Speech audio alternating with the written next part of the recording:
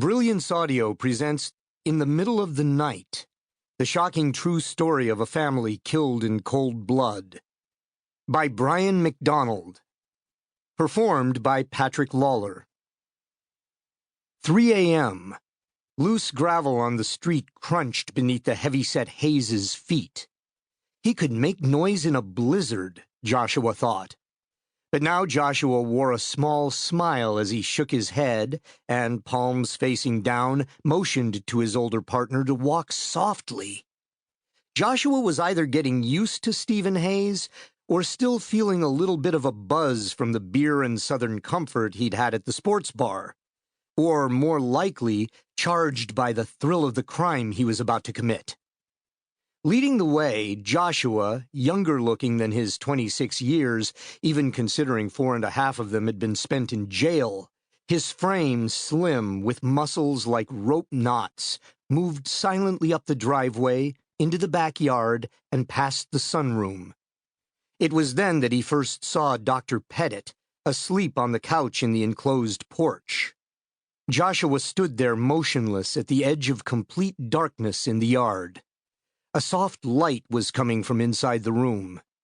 Hayes stood behind Joshua, anxiously shifting his weight from one foot to the other.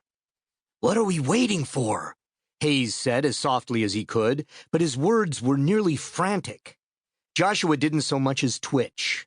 It was as if he was listening to something that only he could hear. Finally, after what must have seemed like forever to his partner, Joshua pulled a knit ski hat with slits cut out for eye holes over his head. Then he turned to Hayes.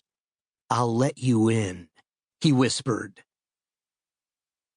Cheshire, Connecticut is a most unlikely setting for any murder, let alone those of a mother and her 2 daughters.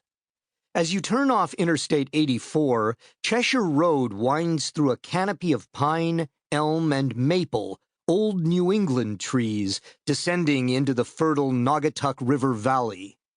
Along this route, houses, mostly ranches and Victorians, are modest. Some show renovations made during one of the several waves of affluence that changed this town. A few still have barns in the backyards, a clue to Cheshire's farming roots. Halfway between the highway and the town center, such as it is, you'll come across a farm stand. Cheshire owns the Thornton Wilder-esque title of the bedding plant capital of Connecticut. And there are still a half-dozen or so working farms in and around Cheshire.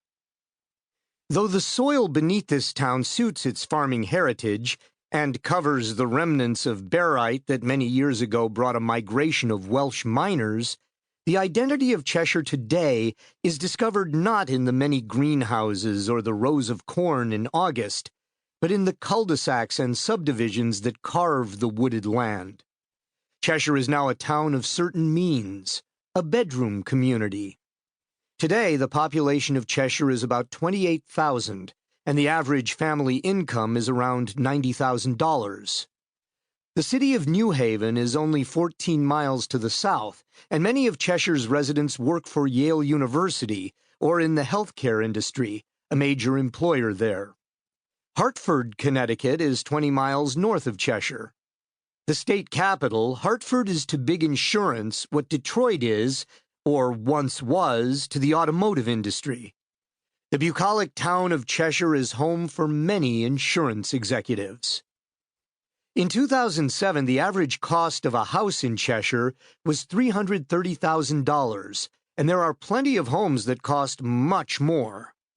Most of these structures sit on manicured lawns and are fronted by sculpted bushes.